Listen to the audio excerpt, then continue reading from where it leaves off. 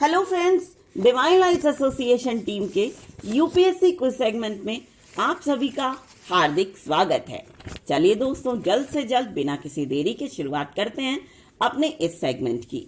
दोस्तों, इस सेगमेंट का पहला क्वेश्चन है कि किसी देश के संविधान के लिए किन उद्देश्यों की पूर्ति करना अति आवश्यक है। तो पहला स्टेटमेंट है किसी राष्ट्र में राष्ट्र के लोगों के बीच आपसी सामंजस्य बिठाना, और दूसरा सही स्टेटमेंट है औपचारिक निर्णय लेने की प्रक्रिया को भली प्रकार परिभाषित करना। नेक्स्ट क्वेश्चन है भारतीय संविधान में अनुसूचित जाति और जनजाति के लिए सीटों के आरक्षण से संबंधित जो प्रावधान किए गए हैं उनके संदर्भ में निम्न कथनों पर विचार कीजिए। देखिए, जो पहला सही स्टेटमेंट है वो ये है कि अनुसूचित जाति और जनजाति के लोगों को लोकसभा और विधानसभा में उनकी जनसंख्या के अनुपात के आधार पर आरक्षण दिया जाता है। दूसरा, सामान्य सीटों से चुनाव लड़ने वाले अनुसूचित जाति और जनजाति के उम्मीदवारों पर कोई रोक नहीं है। नेक्स्ट क्वेश्चन है किन मानकों के आधार पर किसी समुदाय को जनजाति का दर्जा दिया जाता है। आंसर है पहला है आदिम लक्षणों के संकेत, अगर ये दिखते हैं तो जनजाति का दर्जा दिया जा सकता है। दूसरा, भौगोलिक अलगाव। तीसरा, सांस्कृतिक भिन्नता। और चौथा, बड़े पैमाने पर अन्य समुदायों के लोगों के साथ संपर्क करने में हिचकिचाहट।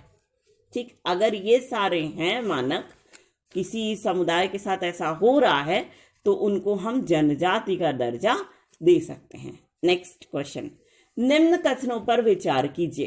तो पहला सही स्टेटमेंट है किसी राज्य की विधान परिषद उस राज्य विशेष की विधानसभा के आधे हिस्से की तुलना में आकार में बड़ी हो सकती है।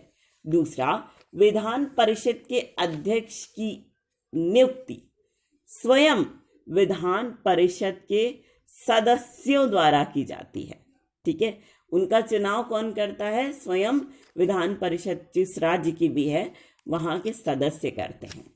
अब दोस्तों, एक क्वेश्चन हम आपको नहीं बता रहे, लेकिन हम आपको उसके लिए हिंट दे रहे हैं। अगर आपको ऐसा आता है कि पहले आपने सुना होगा कि 10% रिजर्वेशन का कानून सेंट्रल गवर्नमेंट ने लागू किया था, और वो 10% रिजर्वेशन किसके लिए होगा? ऐसे लोग जो कि जनरल के कैटेगरी में आते हैं, ये बात बिल्कुल सही है, लेकिन वो आर्थिक रूप से पिछड़े हैं। ठीक है, उनके लिए सरकार ने क्या किया था, चाहे एजुकेशनल इंस्टीट्यूशंस हों, चाहे गवर्नमेंट जॉब के सेंटर्स हों, कहीं भी उनको आरक्षण मिल जाए उस आधार पे।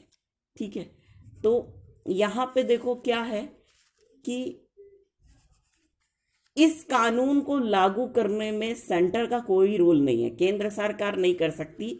अगर राज्य सरकार चाहेगी तभी उस राज्य विशेष में वो कानून लागू हो पाएगा, और ऐसे बच्चे एजुकेशनल इंस्टीट्यूशंस वगैरह में एडमिट किए जा सकते हैं उस आरक्षण के आधार पर।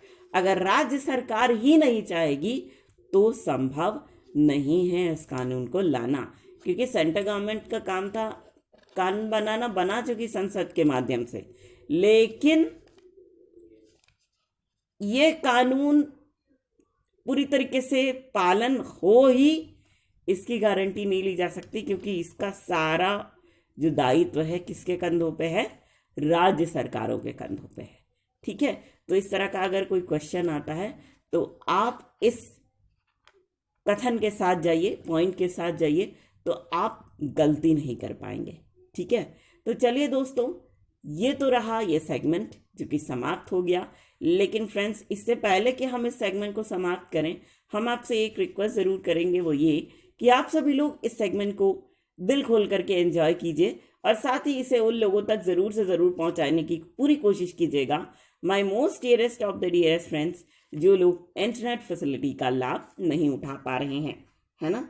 तो इसी छोटे से रिक्वेस्ट के साथ हम आप सभी के ढेर सारे प्यार, जुनून, जज्बात और कड़ी मेहनत के साथ साथ आप सभी की उस कोशिश को भी दिल से सलाम करना चाहेंगे, जिसकी बदौलत ना सिर्फ आप सभी नई नई ऊंचाइयों को छू रहे हैं, बल्कि साथ ही आप सभी हर क्षेत्र में अपनी योग्यता का परचम लहरा पाने में भी भली भांति सक्षम हैं।